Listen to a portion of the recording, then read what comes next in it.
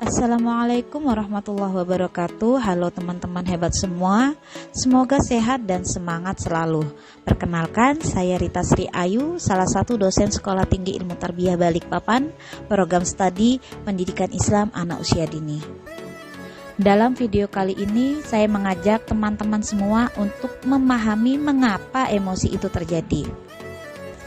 Perkembangan emosi merupakan perkembangan yang mengarah pada kegiatan mengenal, mengekspresikan, dan memberikan reaksi emosional seperti marah, bahagia, senang, sedih, dan sebagainya.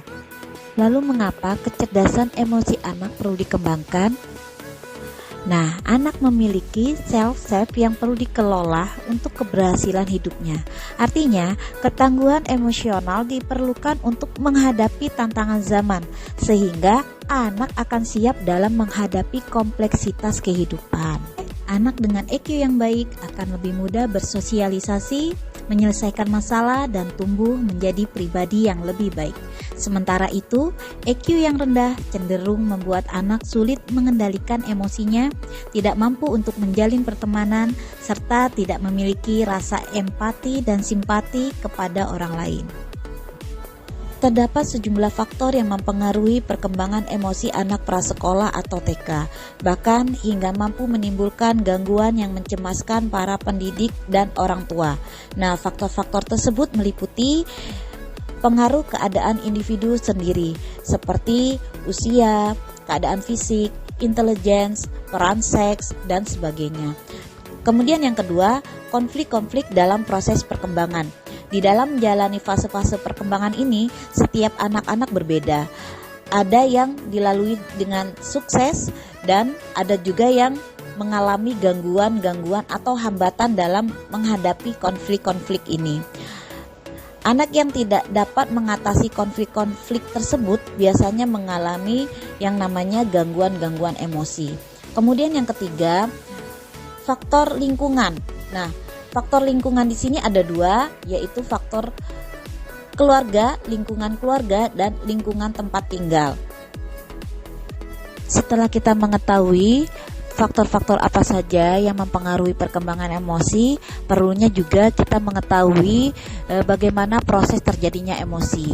Jadi proses terjadinya emosi di sini melibatkan faktor psikologis maupun faktor fisiologis. Adapun tahapan-tahapan proses terjadinya emosi menurut Lewis dan Rosenblum itu ada 5 tahapan.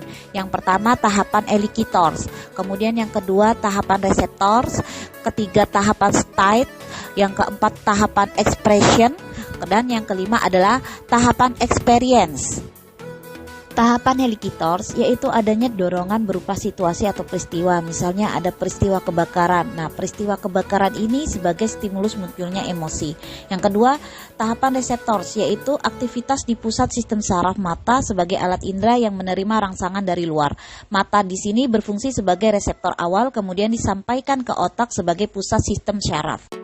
Yang ketiga adalah tahapan state, yaitu perubahan spesifik yang terjadi dalam aspek fisiologis. Nah, kemudian yang keempat, tahapan expression, yaitu terjadinya perubahan pada daerah yang dapat diamati, seperti pada wajah, tubuh, suara, atau tindakan yang terdorong oleh perubahan fisiologis. Nah, kemudian yang kelima adalah tahapan experience, yaitu persepsi dan interpretasi individu pada kondisi emosionalnya, seperti rasa takut, stres, terkejut, dan ngeri. Hal-hal yang dapat kita lakukan untuk memaksimalkan perkembangan emosi anak sejak dini adalah menjamin kebutuhan dasar secara layak dan memadai.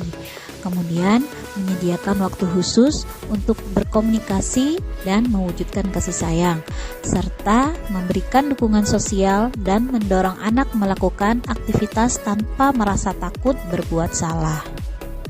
Dari Jakarta ke Surabaya, malam hari baru berangkat. Demikian pembelajaran kita, semoga bermanfaat. Wassalamualaikum warahmatullahi wabarakatuh.